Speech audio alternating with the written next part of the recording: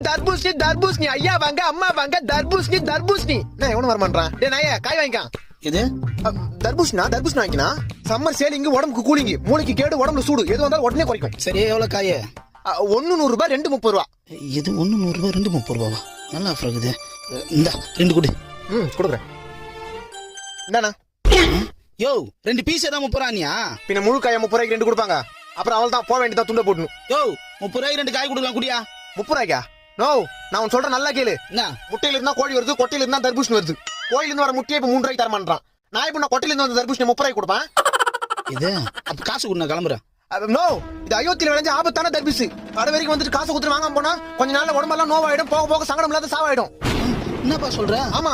இந்தப்பா நான் நம்பிட்டேன் இந்த ஒண்ணு கொடு இந்தா 2 கிலோ வாங்கு லூஸ் மாதிரி யோசிக்காம வீட்டுக்கு எடுத்து ஜூஸ் போட்டு குடி சரிப்பா இன்னும் 2 காய் எக்ஸ்ட்ரா எடுத்துக்கலாம் போல இருக்குது